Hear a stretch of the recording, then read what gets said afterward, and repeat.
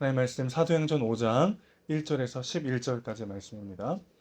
아나니아라 하는 사람이 그의 아내 삽비라와 더불어 소유를 팔아 그 값에서 얼마를 감춤해 그 아내도 알더라.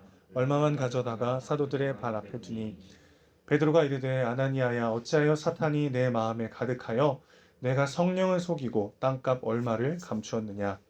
땅이 그대로 있을 때에는 내 땅이 아니며 판 후에도 내 마음대로 할 수가 없더냐. 어찌하여 이 일을 내 마음에 두었느냐. 사람에게 거짓말한 것이 아니요 하나님께로다. 아나니아가 이 말을 듣고 엎드려져 혼이 떠나니 이 일을 듣는 사람이 다 크게 두려워하더라. 젊은 사람들이 일어나 시신을 싸고 메고 나가 장사하니라.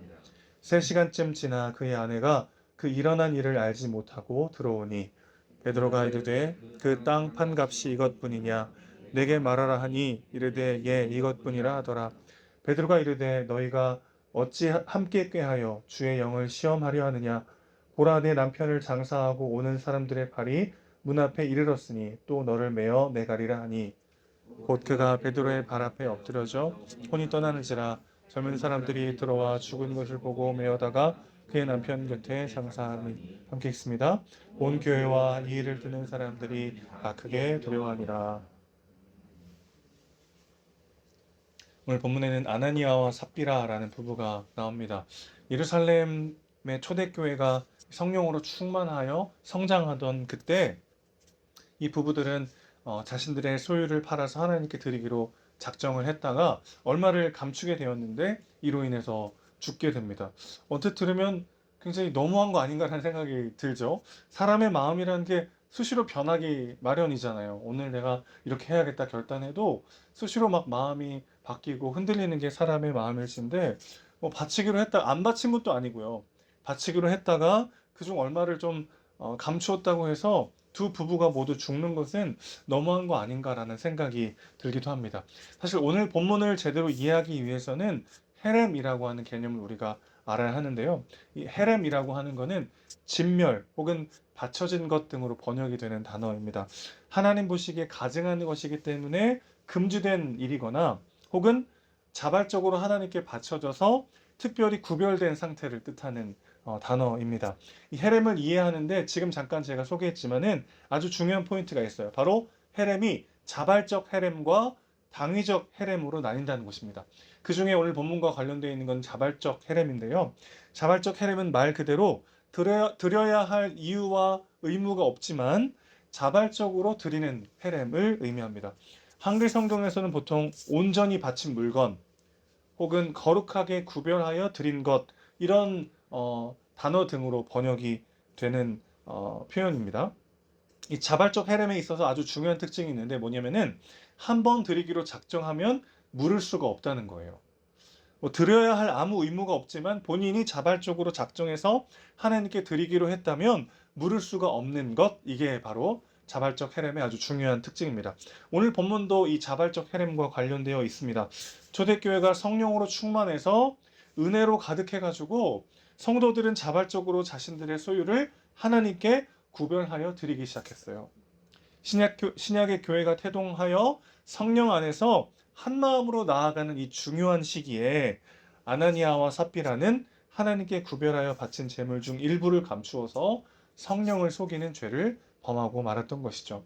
자, 이들이 얼마를 감추었다라고 하는 이 표현이 아주 중요한데 이 표현이 구약에 보면 어디에 나오냐면요. 아간이라는 사람이 여호수아와 그의 백성들이 여리고성을 함락시키고 난 다음에 거기서 나왔던 모든 노량문들 중에 전리품들 중에 일부를 감췄을 때 그가 죽임당하는 바로 그 장면에 이 단어가 등장합니다. 구약 성경은 히브리어로 쓰였고 신약 성경은 헬라어로 쓰였는데 이 구약 성경을 헬라어로 번역한 성경이 있어요. 그걸 우리가 70인역이라고 부르는데 그 70인역 성경에 보면은 오늘 본문에서 아나니아와 삽비라가 얼마를 감추었다라고 하는 이 표현이 아간에게서 똑같이 나옵니다. 여호수아 7장 1절을 보면은 아간이 온전히 바친 물건을 가졌다라고 나오거든요. 여기서 온전히 바친 물건이라는 표현이 헤렘을 번역한 말입니다. 여리고성 함락을 앞두고 여호수아는 여리고성 함락 시에 나올 전리품 모두를 하나님께 드리는 자발적 헤렘으로 선포했던 것 같아요. 그래서 여리고성에서 나오는 모든 물건이 온전히 바친 물건이 되었던 거죠. 하나님이 말씀하신 것도 아니고 니네가 이제 여리고 성은 첫 성이기 때문에 이 성에서 나오는 모든 전리품은 나에게 바쳐라. 그렇게 요구하지 않으셨는데 여호수아와 이스라엘 백성들이 그 감격과 감사함으로 이 여리고 성에서 나온 모든 전리품은 온전히 하나님께 드리겠다고 자발적 헤렘으로 선언을 한 거죠. 근데 그 와중에 아간이 그 중에 일부를 몰래 착복하는 일이 벌어지게 된 겁니다. 결국 아간과 그의 가족과 그리고 그에게 속한 모든 것들이 죽임당하고 불살라져서 돌무더기에 묻히게 되었고 그것이 아골골짜기라고 불리게 된 것이죠. 자, 이 두 가지 사건이 아주 상징적인데요. 아간은 자발적 헤렘을 범한 이스라엘 공동체의 첫 번째 사건입니다. 그리고 아나니아와 삽비라는 마찬가지로 자발적 헤렘을 범한 교회 공동체의 첫 사건인 거죠. 공통적 특징이 뭡니까? 공동체가 새롭게 세워지는 아주 중요한 시기.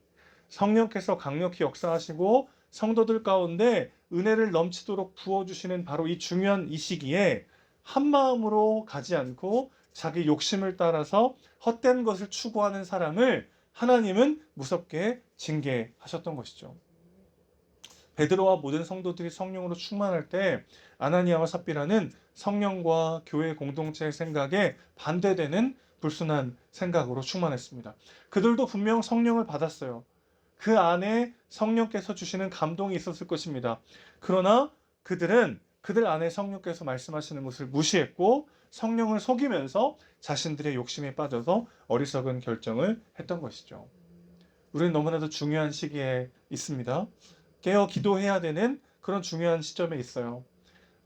하나님께서 귀하게 부르시고 세우시는 이 은혜샘 교회가 함께 지어져가는 너무 중요한 시기에 와 있습니다. 하나님께서 성령으로 충만히 우리에게 부어주실 것이고 넘치도록 은혜로 부어주실 줄로 믿습니다. 이 중요한 시기에 우리가 깨어 기도해야 되고 하나님께 헌신하며 나아가야 되는 거죠. 그럴 때 우리가 기억해야 되는 게 있습니다. 우리의 기도, 우리의 헌신, 우리의 봉사의 동기가 무엇이냐라는 거죠. 오늘 아나니아와 삽비라가 왜 이런 잘못된 선택에 빠지게 되었는가? 사실 명확하게 하나님께서 왜 이렇게 하셨는지를 우리가 막 속 시원하게 다 이거구나 알 수는 없겠습니다만은 본문에 담긴 여러 단서들을 우리는 들여다볼 필요가 있는 거죠. 오늘 1절에 보면은 사실 원문에는 기록되어 있지만 한글 번역 성경에는 빠져 있는 단어가 있습니다. 헬라어 접속사 데라는 말이 번역에서 빠졌는데요. 이렇게 의역할 수 있어요. 4장 마지막 절 부분과 5장 1절을 이렇게 의역할 수 있습니다. 바나바가 밭을 팔아 사도들의 발 앞에 두었습니다. 반면에 아나니아라 하는 사람도 소유를 팔았습니다. 자, 그러니까 오늘 본문은 사실 어떻게 시작하고 있냐면 바나바와 아나니아가 아주 분명하게 대조되고 있는 거죠. 예수님께서 유난히 호되게 꾸짖었던 무리들이 있었어요. 누구였습니까? 바리새인과 서기관과 종교 지도자들이었습니다.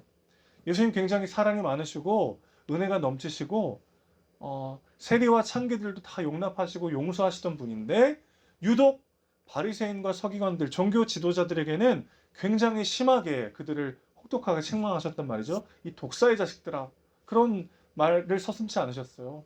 사단의 자식이란 뜻이잖아요. 왜 그렇습니까? 그들의 열심, 그들의 헌신의 동기에는 하나님이 아니라 자신의 영광이 있었기 때문이죠. 겉으로 보기에는 누구보다 하나님을 잘 섬기고 하나님을 위하여, 교회를 위하여 열심히 봉사하고 헌신하는 것처럼 보였지만 그 내면의 진짜 동기에는 자신의 의와 자신의 이름을 위한 헛된 열심이 있었던 것이죠. 자기를 더 의롭게 보이기 위하여 그들은 열심히 했습니다. 예수님은 그것을 좌시하지 않으시고 호되게 책망하셨던 것이죠. 아나니아와 삽비라도 바나바가 존경받고 교회 공동체에 귀감이 되는 것을 보면서 자기 소유를 팔기 시작했습니다. 그런데 정신 차려 보니까 아까워지기 시작했어요. 왜죠? 동기가 건강하지 못하면 지속 가능한 헌신은 불가능합니다. 잠깐은 누구 못지않게 열심히 할 수 있어요. 그런데 그 열심의 동기와 출발점이 나를 향한 하나님의 사랑과 부르심에 대한 감사와 감격이 아니고 그래서 개척해가지고 내가 열심히 해야지. 이렇게 안 하면 다른 사람이 나를 어떻게 생각하겠어? 그런 내 이름과 내가 조금 더 의롭게 보이기 위함을 목적으로 삼아서 하는 헌신은 지속 가능할 수가 없더라는 거죠. 오늘 우리 헌신의 동기를 점검해 봐야 합니다. 만약에 아나니아와 삽비라가 바나바와 자신을 비교하면서 바나바도 저렇게 해서 칭찬받고 칭송받는데 나도 이렇게 해야겠다, 이런 동기가 아니라 우리의 진정한 헤렘 되신 예수 그리스도를 바라봤다면 전혀 다른 일이 벌어졌을 것입니다.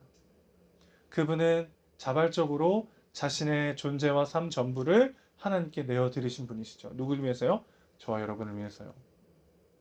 그리고 그 마음의 동기에는 내가 얼마나 괜찮은 존재이고 얼마나 사람에게 박수받고 인정받는 삶을 살 수 있을까? 그런 동기가 아니라 하나님의 부르심에 대한 순종이었고 하나님 아버지에 대한 온전한 사랑이었습니다.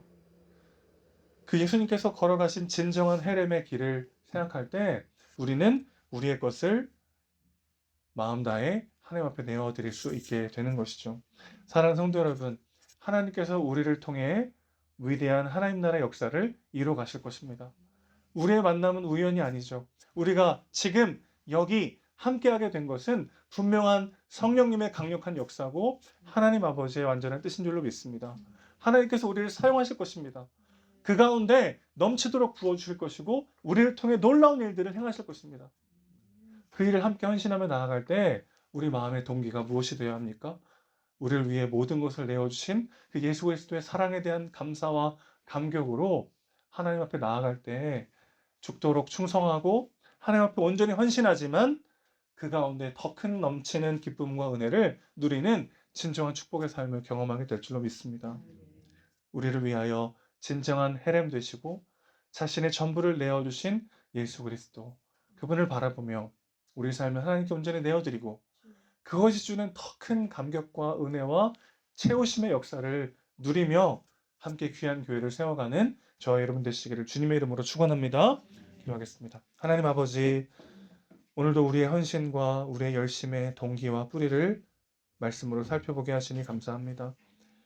다른 사람과 비교하면서 그래도 내가 이 정도는 해야지, 그런 마음으로 헌신하며 봉사하는 것이 아니라 우리의 진정한 헤렘 되신 예수 그리스도, 우리를 위해 자신의 전부를 내어주신 그 주님의 사랑과 은혜에 대한 감사와 감격으로 오늘 하루를 살아내게 하시고 우리를 통해 강력한 성령의 역사를, 넘치는 주의 은혜를 경험케 하실 하나님을 기대하며 살리러 갔다가 내가 살아나는 은혜, 주님께 넘치도록 내어드렸지만 더 크게 채워주시는 하나님의 사랑과 은혜를 풍성히 경험하는 온 교회 성도가 공동체가 될 수 있도록 주여 붙잡아 주시옵소서. 한 성령 안에 한 마음으로 함께 나아가는 우리가 되게 하시고 우리 욕심과 우리 계산과 우리 생각을 내려놓고 온전히 주의 말씀이 이끌어가는, 성령께서 이끌어가시는 주님의 몸된 교회로 세워져 갈 수 있도록 주여 우리를 사용하여 주시옵소서. 우리 사랑이시고 주인이신 예수님의 이름으로 기도합니다. 아멘.